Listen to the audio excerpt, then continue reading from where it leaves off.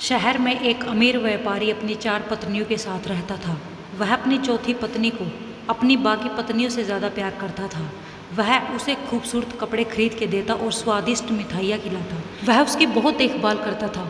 वह अपनी तीसरी पत्नी से भी बहुत प्यार करता था। उसे उस पर बहुत गर्व भी था, लेकिन वह उसे अपने मित्रों से दूर रखता, क्योंकि उसे डर था कि वो उसको छोड़कर किसी दूसरे आदमी के साथ भाग न जाए।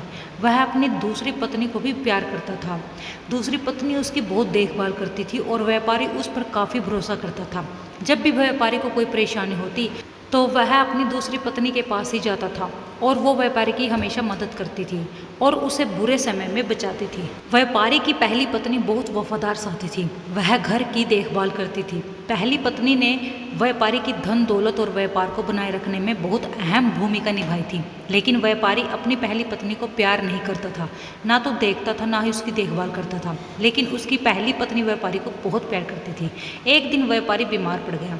उसकी बीमारी लंबे समय तक चलती गई और व्यापारी को लगा कि वह जल्द ही मरने वाला है।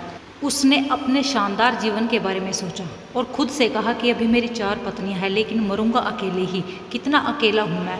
तब उसने अपनी चौथी पत्नी को बुलाया और पूछा कि मैं तुमसे सबसे ज़्यादा प्यार करता हूँ, महंगे कपड़े और स्वादिष्ट मिठाइयाँ खरीद के देता हूँ। अब जब मैं मरने वाला हूँ तो क्या तुम मेरा साथ दोगी और मेरे साथ चलोगी? पत्नी ने कहा, बिल्कुल नहीं। उसने आगे कुछ नहीं कहा और वहाँ से चली गई। चौथी पत्नी का ये जवाब व्यापारी के मन में चाकू की तरह चल गया और वह उदास हो गया। अब व्यापारी ने तीसरी पत्नी को बुलाया और कहा, मैंने ज़िंदगी भर तुम्हें बहुत प्यार किया, अब जब मैं मरने वाला हूँ तो क्या तुम मेरे साथ दोगी और तुम मेरे साथ चलोगी? तीसरी पत्नी ने जवाब दिया, नहीं, और कहा कि यहाँ ज़िंदगी बहुत अच्छी है, मैं तुम्हारे मरने के बाद मैं किसी और के साथ शादी कर लूँगी। व्यापारी का दिल टूट गया। तब उसने दूसरी पत्नी को बुलाया और कहा कि जब भी मैं किसी परेशानी में होता हूँ तो तुम्हें याद करता हूँ और तुम हमेशा मेरी मदद करती हो। अब मुझे दोबारा तुम्हारी मदद की ज़रूरत है।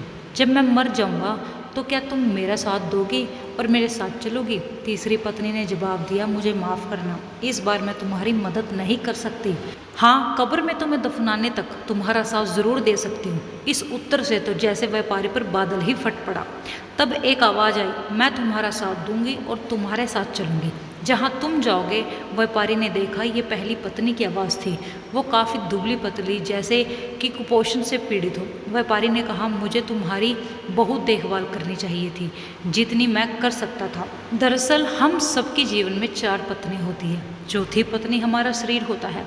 हम इसे जितना खिला लें, इसे सुंदर बनाने में जितनी कोशिश कर ले, जितना समय लगा ले, लेकिन मृत्यु प्राप्त होने पर यह शरीर हमें छोड़ देगा। तीसरी पत्नी हमारी संपत्ति, जब हम मर जाएंगे तो ये दूसरे के पास चली जाएगी। हमारी दूसरी पत्नी होती है परिवार और मित्र, चाहे ये हमारे कितने भी करीब क्यों ना हो, कितना ही प्यार क्यों ना करते हो, लेकिन ज़्यादा से ज़्यादा वो हमारी कब्र तक या हमें जलाने तक ही हमारे साथ रह सकते हैं। हमारी पहली पत्नी है हमारी आत्मा। सांसारिक खुशियों के लिए जिसकी हम अपेक्षा करते हैं, केवल यही वह चीज़ है जो हमारा साथ देगी और जहाँ जहाँ हम जाएंगे हमारे साथ जाएगी। इसलिए हमें अभी से इसके साथ अपने संबंधों को विकसित और मजबूत करना चाहिए और इसकी देखभाल करनी चाहिए, इससे शुद्ध करना चाहिए। दोस्तों, अगर आपको हमारी वीडियो अच्छी लगी तो भाई हाथ जोड़ के रिक्वेस्ट है, चैनल को सब्सक्राइब जरूर करें। Thank you.